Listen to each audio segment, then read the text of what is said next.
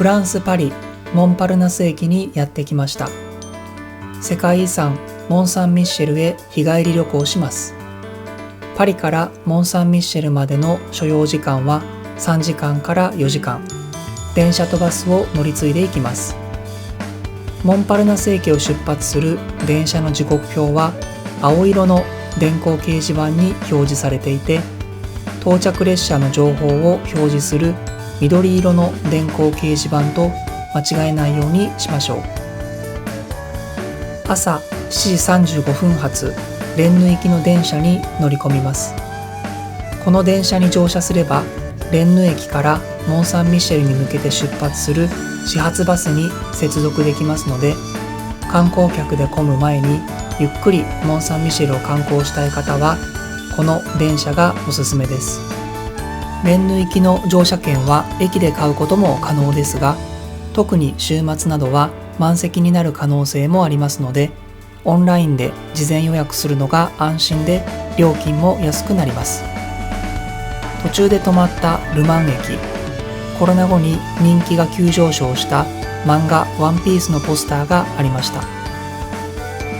レンヌ駅に到着したら駅北口にあるバスターミナルへ向かいます。バスの乗車券も事前にオンラインで予約しましょう。モン・サン・ミシェル行きのバスは2番もしくは3番乗り場から出発します。たくさんの人が並んでいましたが、椅子に座れる人数しか乗車券は販売していないようで、無事に全員座れました。出発時刻から3分ほど遅れてバスは出発。これから1時間10分ほどバスに揺られます。モン・サン・ミッシェルの最寄りの町に入りました。モン・サン・ミッシェルまであと10分ほどです。バスを降りたらバス停の100メートルくらい後ろにあるモン・サン・ミッシェル行きの無料シャトルバス乗り場に向かいます。途中にビジターセンターがありますので、ここでトイレを済ませておきましょう。無料シャトルバスに乗れば10分でモン・サン・ミッシェルに到着しますが、長い列に並ぶ時間を合わせると徒歩で移動する時間とあまり変わりません。徒歩だと30分ほどかかりますが、散歩道を歩くのがとても気持ちいいので、歩いて移動することをお勧めします。モン・サン・ミッシェルはノルマンディーとブルターニュ地方の間に浮かぶ小さな島で、島全体が修道院になっています。708年、地元の司教オベールがこの地に聖堂を建てようと大天使ミカエルから告知を受けて礼拝堂を建てたことがモン・サン・ミッシェルの起源です。この辺りはヨーロッパでも潮の干満が最も激しい場所で、その差は15メートル以上にも及びます。この激しい干満の差により、一気に押し寄せる波に飲まれる巡礼者も多く、モン・サン・ミッシェルに行くなら遺書を置いていけという言い伝えが残っているほどの難所でもありました。1877年に対岸との間を埋め立てて道路が作られましたが、環境の変化が危惧されたため、現在は潮の流れを変えることのないように橋が架けられています。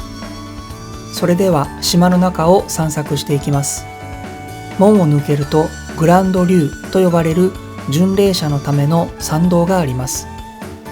道の両側にはお土産屋さんやレストラン、ホテルなどが立ち並びます。モン・サン・ミッシェルの名物はふわふわのオムレツで、左手に見えるラ・メール・ブラールが名物オムレツ元祖のレストランです。19世紀に巡礼者のために宿を開業したブラーレ夫人がオムレツを考案しました。ハイシーズンは事前予約なしでは入れないほど人気ですが、卵3個程度のオムレツが50ユーロ、日本円でなんと6000円以上もかかります。参道の先にもレストランはたくさんありますので、もっと安いレストランでオムレツを食べることをお勧めします。私はル・トゥリポットというレストランに入り、名物のオムレツはもちろん、羊のチーズを使ったガレットをいただきました。ガレットはフランス料理の一種で、ブルターニュ地方の郷土料理であるそば粉のガレットが最も有名です。昼ご飯を食べ終えたら、モン・サン・ミッシェル修道院を目指して坂道を登っていきます。途中、ジャンヌ・ダルクの像が入り口にあるサンピエール教会を通り抜けます。英仏100年戦争の終盤、ジャンヌ・ダルクは大天使ミカエルのお告げを受けて祖国フランスのために戦い、勝利に導きましたが、戦争が終わると異端児として火あぶりの刑に処されました。レストランから歩くこと5分、修道院の入り口へ続く階段を登っていきます。当日チケットを買う人たちは右側で行列になり、チケットを事前予約した人は左側の階段をスムーズに歩いていけます。手荷物検査とチケット確認を終えると、聖堂へつながる唯一の通路、大階段があります。大階段を囲う高い壁の上部にある2つの橋から敵を攻撃することができました。今は展望台となっていて、モン・サン・ミッシェルへ続く橋を眺められます。ここは教会正面にある西テラスで、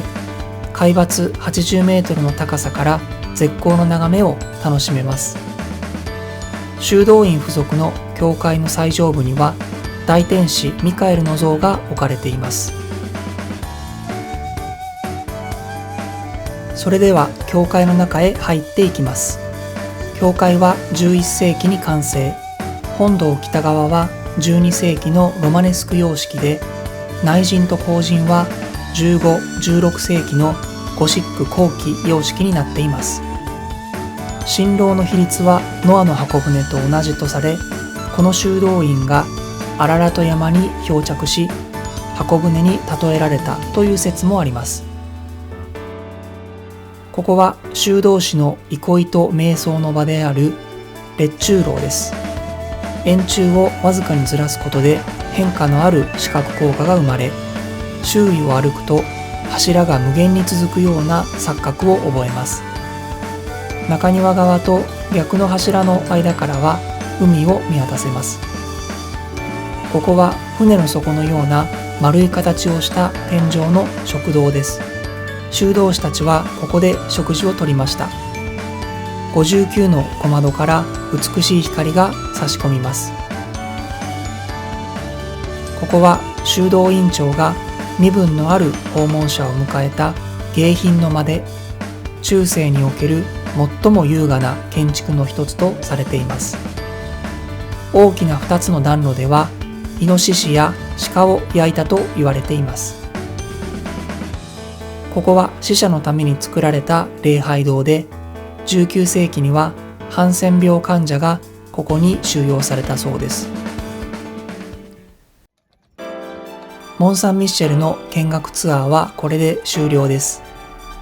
パリから片道 3,4 時間かかる場所にあるモン・サン・ミッシェルですが、朝早くに移動すれば日帰りで観光することも可能なので、パリに来る機会がある方はぜひ足を運んでみてください。